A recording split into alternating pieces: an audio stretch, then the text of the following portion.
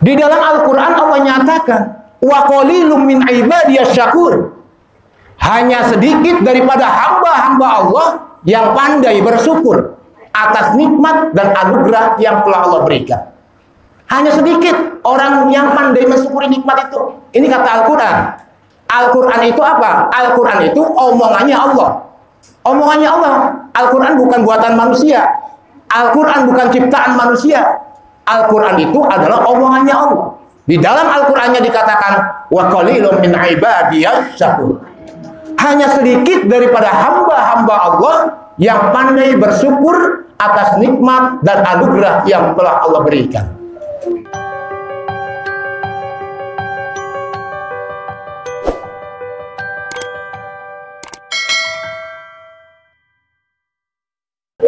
Hadirin jamaah Baitul Muttaqin yang insya Allah sama-sama dirahmati dan dimuliakan oleh Allah Subhanahu wa Ta'ala. Tema kita pada malam hari ini adalah tentang hakikat bersyukur kepada Allah. Yang namanya syukur, pengertian syukur itu berterima kasih kepada Allah atas nikmat-nikmat yang Allah berikan. Ketika kita ingin menjadi seorang hamba Allah yang pandai bersyukur, sepintas lalu memang kelihatannya itu ringan, kelihatannya itu gampang, kelihatannya itu enteng. Tapi pada hakikatnya bersyukur kepada Allah Subhanahu wa Ta'ala ternyata nggak gampang, nggak enteng. Ternyata untuk menjadi hamba Allah yang pandai bersyukur itu ternyata berat. Kenapa nggak enteng? Kenapa kok berat? Karena nikmat yang Allah berikan kepada kita ini sangatlah banyak. Nikmat-nikmat yang Allah berikan kepada kita ini terlalu banyak. Makanya kalau kita mau menghitung-hitung nikmat dari Allah Subhanahu wa Ta'ala, itu tidak akan terhitung. Taruh yang namanya pepohonan itu dijadikan pulpennya. Yang namanya air lautan itu dijadikan nangsinya. Untuk menulis nikmat-nikmat yang Allah berikan kepada kita, itu tidak akan terhitung. Saking banyaknya nikmat yang Allah berikan. Oleh karenanya, untuk menjadi seorang hamba Allah yang pandai bersyukur itu berat. Karena nikmat yang Allah berikan tidak seimbang dengan ibadah yang kita lakukan kepada Allah Subhanahu wa Ta'ala. Di dalam Al-Quran Allah nyatakan, wa qalilum min ibadiyas syakur. Hanya sedikit daripada hamba-hamba Allah yang pandai bersyukur atas nikmat dan anugerah yang telah Allah berikan. Hanya sedikit orang yang pandai mensyukuri nikmat itu. Ini kata Al-Quran. Al-Quran itu apa? Al-Quran itu omongannya Allah. Omongannya Allah. Al-Quran bukan buatan manusia. Al-Quran bukan ciptaan manusia. Al-Quran itu adalah omongannya Allah. Di dalam Al-Qurannya dikatakan, wa qalilum min ibadiyas syakur. Hanya sedikit daripada hamba-hamba Allah yang pandai bersyukur atas nikmat dan anugerah yang telah Allah berikan. Berapa banyak nikmat yang Allah berikan?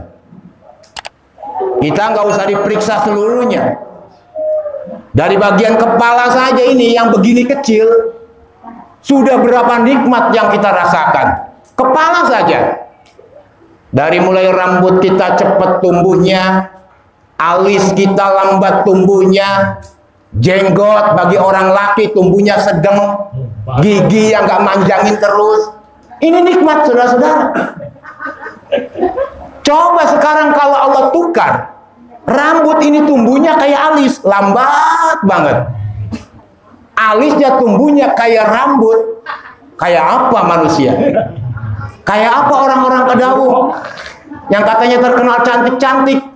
Kalau dibalik kayak gitu, kayak apa orang Kedaung? Mungkin kayak Grandong mungkin.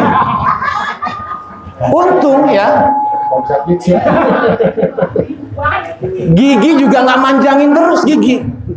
Kalau gigi manjangin terus, tiap minggu kita potong gigi. Kayak apa linunya kita potong gigi. Kayak apa merem-meremnya kita kalau potong gigi. Itu nikmat, saudara-saudara. Mata kita bisa berkedip-kedip, Kita nggak terasa, nggak pernah terlintas dalam pikiran kita bahwasanya ini sebuah nikmat. Karena saking seringnya kita berkedip, sehingga kita melalaikan bahwasanya itu bukan sebuah nikmat. Padahal itu nikmat. Kapan kita akan menyadari bahwasanya kedipan mata itu sebuah nikmat? Nanti kalau kedipannya sudah terganggu, susah berkedip atau kedipnya terlalu cepat, baru kita rasakan bahwasanya oh, kedip itu ternyata nikmat.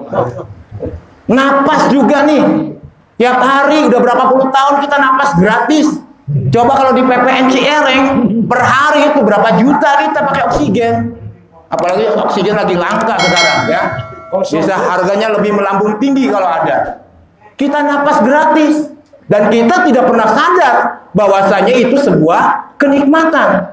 Biasa saja kita itu. Kapan kita akan sadar bahwasanya itu sebuah nikmat? Kalau pernapasan kita sudah terganggu. Baru kita merasakan, oh ternyata napas ini begitu mahal harganya.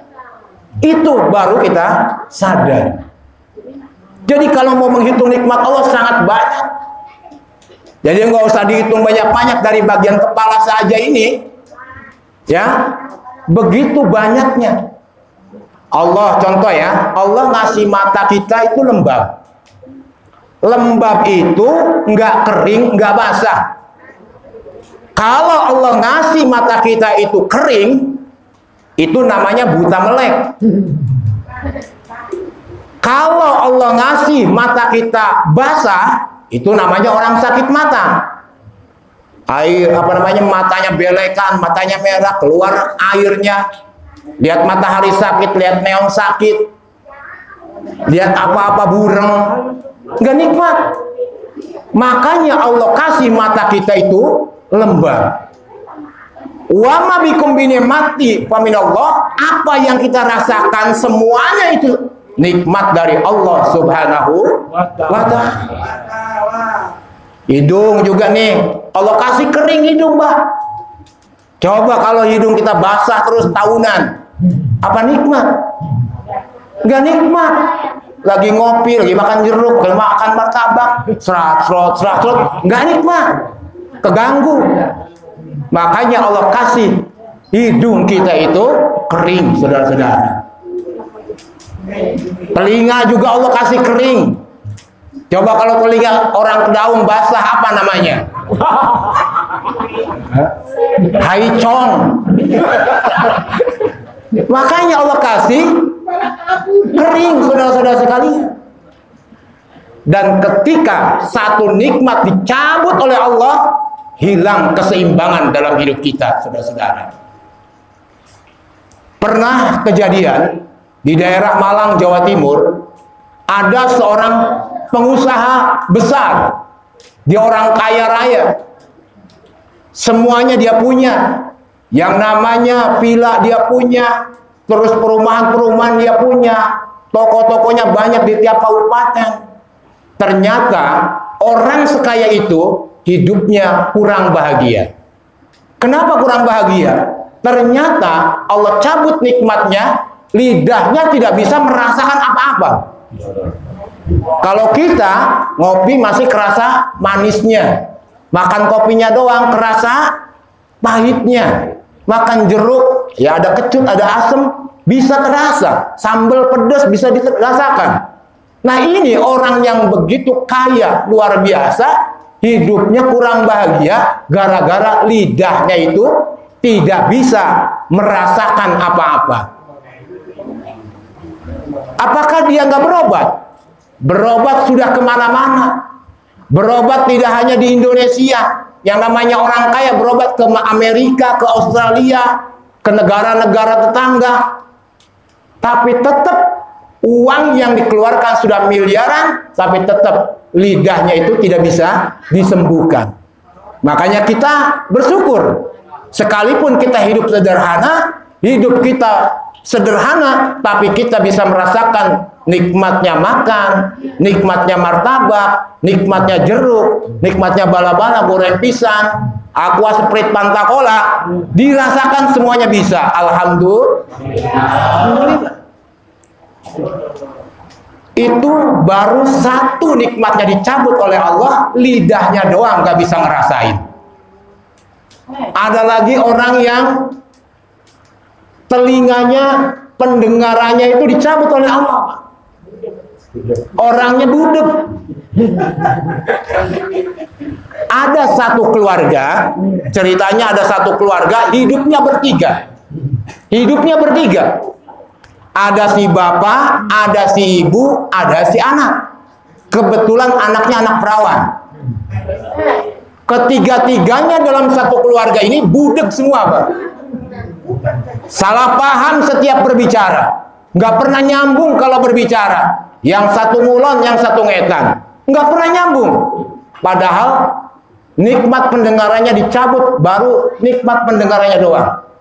Salah paham setiap berbicara. Ceritanya si bapak ini ya, kalau pagi setelah subuh dia berangkat ke sawah dengan membawa 2 ekor sapinya.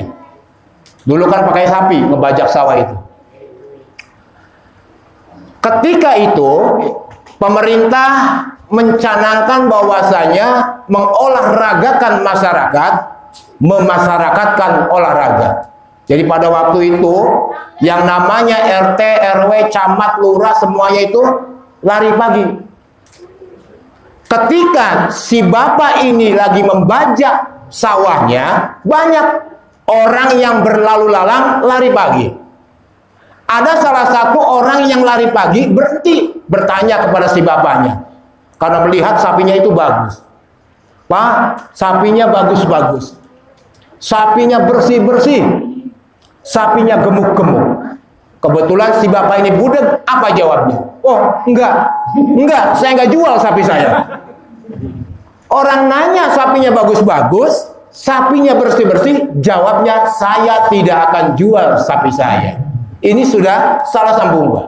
Terus sekitar jam 8 pagi, istrinya itu berangkat ke sawah dengan membawa nasi, sayur asem, lauk pauk, sambal, lalap jengkol ke sawah. Nyampe ke sawah, dia panggil pakai kode, Pak, makan Pak, makan. Nyamperin, makan. Si bapak ini cerita, Bu, tadi pagi ada orang yang mau bayarin sapi saya. Saya bilang saya nggak jual. Padahal dia berani mahal katanya, Bu. Kebetulan perempuan, istrinya juga budek. Apa jawab istrinya? Apa, Pak? Sayur keasinan. Kata si istrinya, udah nggak nyambung ini. Yang namanya perempuan, salahnya saja minta dibenarkan. Apalagi dia ngerasa benar. Akhirnya apa? Ngambek pulang ke rumah, lapor sama anak perawannya yang ada di rumah. Udah nyampe rumah, Neng, bapak kamu itu keterlaluan. Saya udah capek-capek masak, bikin sambal, sayur yang barusan kita masak bareng, dibilang keasinan sama bapak kamu. Memang keterlaluan bapak kamu itu. Kebetulan anak perawannya juga budek. Apa jawabnya? Ya, Bu, di musim corona yang penuh dengan lockdown ini, kalau saya mau dikawinin, saya mau banget, Bu, katanya. Padahal ngomongin masalah sayur asem, tapi dia dikiranya mau dikawinin, mumpung lagi lockdown katanya. Nah, ini hanya satu, ya, telinga kita saja dicabut, sudah nggak enak, Pak, dalam hidup kita itu. Makanya kita bersyukur kita diberikan kenikmatan yang sangat luar biasa oleh Allah, agar supaya kita ditambah nikmatnya oleh Allah, mari kita syukuri. Karena dalam Al-Quran, la in syakartum la ajidannakum wa la in kafartum inna adzabi lasyadid. Jika kalian bersyukur, maka akan aku tambah nikmatnya. Tapi kalau kau mengingkari, azabku sangat pedih, kata Allahnya. Makanya kita harus pandai-pandai mensyukuri nikmat yang Allah berikan kepada kita. Saudara hadirin jamaah Baitul Muttaqin yang insya Allah sama-sama dirahmati dan dimuliakan oleh Allah. Kalau yang namanya beliau Rasul, untuk menyatakan rasa syukurnya kepada Allah Subhanahu wa taala, beliau setiap malam itu mengerjakan sholat tahajud. Dan yang namanya beliau Rasul, kalau sholat tahajud itu rokaat yang pertama yang dibaca adalah suratul Baqarah. Berapa juz itu surat Al-Baqarah? Rokaat yang kedua yang dibaca adalah suratul Al-Imran. Makanya beliau Rasul kalau sholat lama berdiri sampai bengkak-bengkak kakinya, hatta tawarromat minhul akdam, sampai ngalir darah ke bawah karena saking lamanya berdiri. Tidak hanya sekedar itu, beliau Rasul sholat menangis, ruku menangis, i'tidal menangis, sujud menangis, sampai Bilal adzan baru berhenti. Ditanya oleh istrinya Siti Aisyah, "Ma yabika ya Rasulullah?" Apa yang menyebabkan engkau menangis wahai beliau Rasul? Bukankah engkau ini adalah orang yang maksum? Orang yang sudah terpelihara dari dosa? Bukankah engkau ini adalah orang yang maksum? Orang yang sudah diampuni segala dosa-dosanya? Baik dosa yang dulu, dosa yang sekarang, bahkan dosa yang akan datang. Yang namanya beliau Rasul sudah diampuni dosa-dosanya. Tapi kenapa engkau sholat menangis? Ruku menangis, i'tidal menangis, sujud menangis, sampai Bilal adzan baru berhenti. Dijawab oleh beliau Rasul, "Hai istriku Aisyah, afala akunu abdan syakur?" Apakah aku ini enggak ingin dikatakan oleh Allah sebagai hamba yang pandai mensyukuri atas nikmat dan anugerah yang telah Allah berikan? Mungkin hanya itu yang dapat saya sampaikan. Kurang dan lebihnya saya mohon maaf. Wabillahi taufiq wal hidayah. Wassalamualaikum warahmatullahi wabarakatuh. Alhamdulillah, barusan kita mendengarkan kajiannya dari Bapak Ustaz mudah-mudahan kita termasuk orang yang pandai bersyukur. Amin. Mudah-mudahan kita termasuk orang yang panjang umur dan untuk acara berikut pembacaan doa yang dibacakan oleh Ustaz saya. Kita berdoa secara berjamaah aja. Yang kita berdoa. Rabbiman bala bi barakatihim wa dinal husna bi hurmatihim wa amitna bi tariqatihim wa mu'afatihim minal bitani rafiqan bala barakatihim wa dinal husna bi hurmatihim wa amitna bi tariqatihim wa mu'afatihim minal bitani rabbi bambana bi barakatihim wa dinal husna bi hurmatihim wa amitna bi tariqatihim wa mu'afatihim minal bitani arba'atul